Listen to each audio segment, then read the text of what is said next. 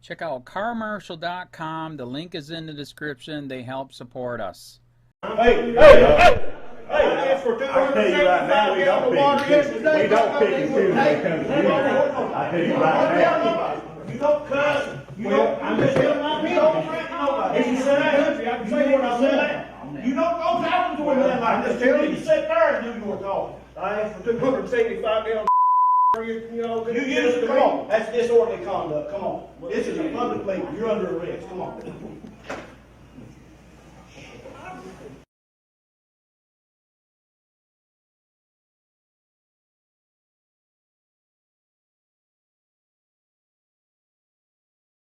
Watch, cop chokes innocent man for asking why the town's water was cut off.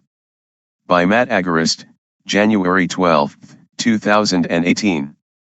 Martin County, KY. A Kentucky man learned the hard way this week that speaking your mind to those in a position of power can and will get you assaulted by police.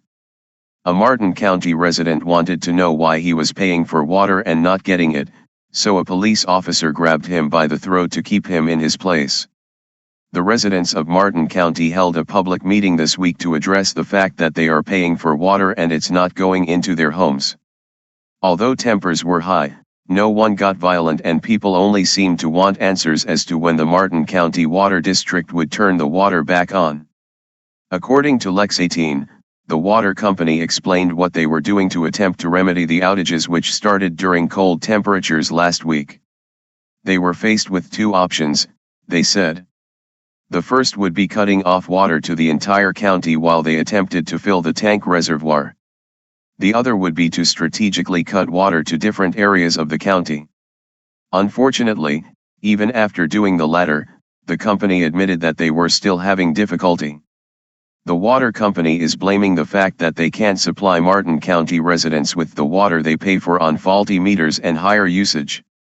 Naturally, residents were upset that the company is failing at getting them water and wanted their voices to be heard. During the meeting, however, instead of telling the residents that the problem would be solved, the company released a statement saying they were seeking an increase in rates to supply them with water. Advertisement. Read more. Cop receives 1-day suspension for vulgar communication skills used while pummeling a woman. Although the water company is attempting to blame the shortage on the weather, resident Gary Hunt explained to WSAZ that he has outages year-round. You turn the water on, right here is what you get. No water, he demonstrated from the local news. Summertime, wintertime, fall, Hunt said of when the shortages happen. During Wednesday night's meeting, Hunt had enough and decided to speak his mind. He tried to explain to officials that he was willing to pay the company extra just to come out to his home and fill up his tank, but they declined, leaving him waterless. As he addressed the water company, Hunt used a swear word which prompted the officer in the building to grab him by the neck and begin choking him. The use of force by the cop was entirely uncalled for and would be considered assault had it been done by someone who wasn't wearing a badge. Even if Hunt was out of line for swearing during the meeting, the officer had no right to grab him by the neck and choke him out. Still, however, Hunt was issued a citation for menacing. Hunt told WSAZ that the citation was worth it because he is fighting to get his water back on as his family is unable to even take showers.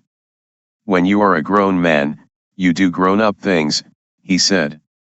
You pay for what you do. Since the meeting, Martin County has declared a state of emergency because of the lack of water and are now seeking federal funding. Read more. Witnesses say man had hands up as he was shot in the back by cops as he attempted to flee. In the big picture, if the state declares an emergency for our area and then if the federal does, we could possibly get some federal money, Martin County Judge Executive Kelly Callahan said. Below is an example of what can happen when you try to tell the government you simply want what you are already paying for. Sadly, this is the second time this week we've seen citizens assaulted by police for attempting to stand up for what's right during town hall meetings. This week, TFTP reported the incident involving an innocent English teacher who was assaulted and arrested for merely asking why the superintendent was getting a raise when the rest of the school system is suffering. The entire infuriating interaction was captured on film, and that video, along with the one above, served to make a powerful statement about who police protect their bosses.